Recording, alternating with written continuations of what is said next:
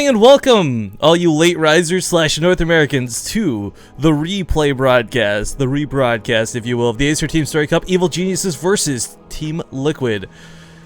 Let's hop into this. This is game number 1, but it's a best of 9 between these two teams. We'll talk about that more in a second. Spawning in the lower left corner of Yansu, playing for Evil Geniuses, the Blue Protoss player JYP.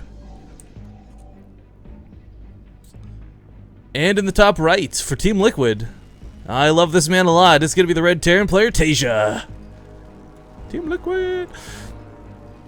Now, as I said before, guys, we'll get some bets going on later in the day, but because I know this, the intention of this is it's supposed to be spoiler-free, I'm going to ask one time only through this broadcast, and this is the last warning as well. No spoilers today, guys. I skipped out on Team Liquid, Reddit, freaking even watching this live, so I can make sure to cast this with as much authenticity as possible. So, this is going to be...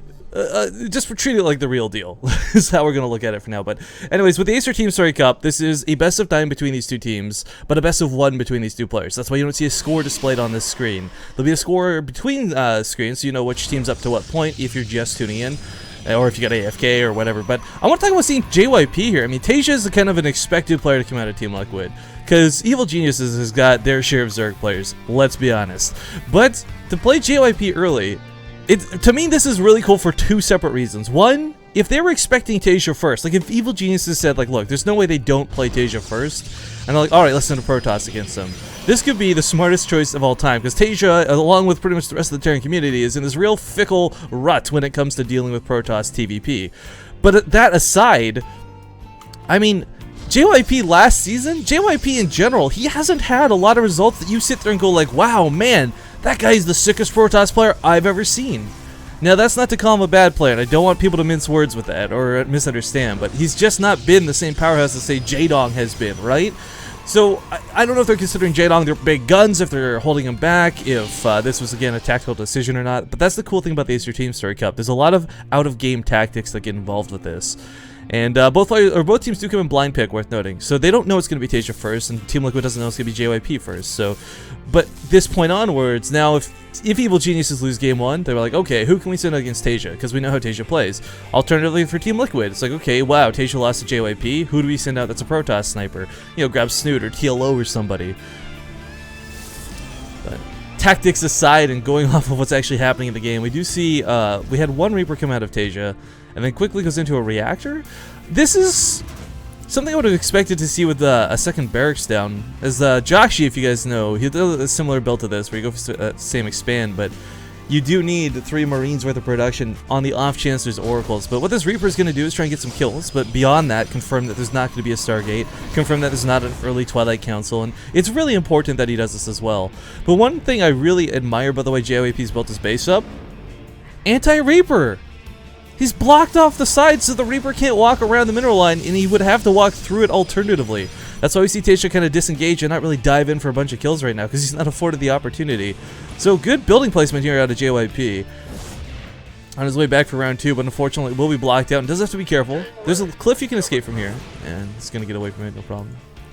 But there's the extra barracks that I was talking about. So the threat of an Oracle is always present. It doesn't matter whether it's through proxy, it doesn't matter whether it's through just in your own base and you're looking to chrono it across the map.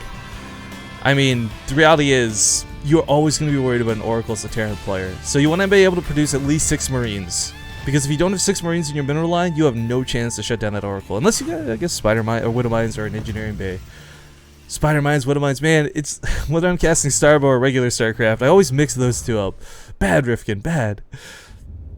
But actually, Blink is going to be the choice here out of JYP. I saw that early Twilight Council, I was kind of expecting this to be Charge Tech, but I guess with the Oracle opening, this makes a lot more sense.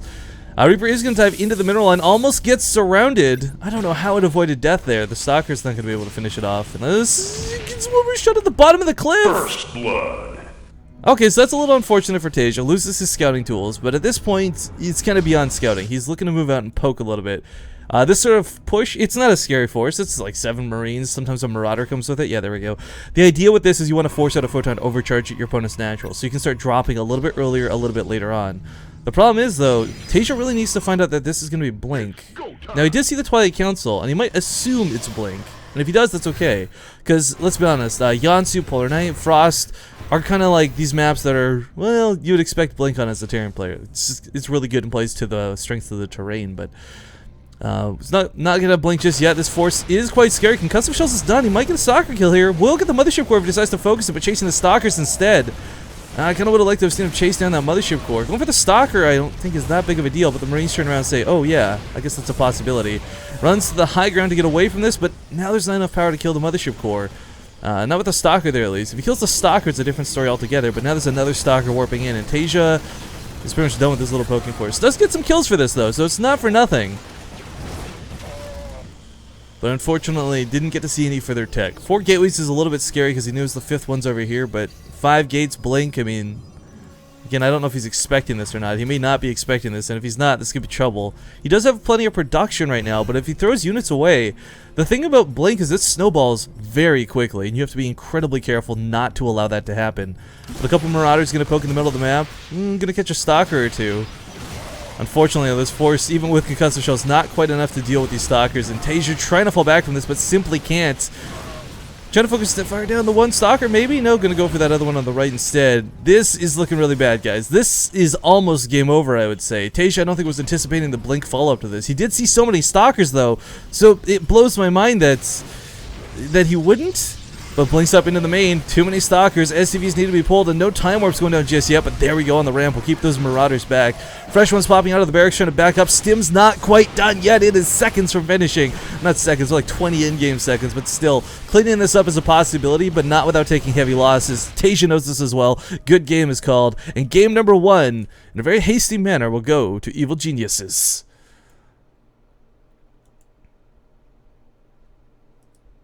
Alright, let's +1 that over here.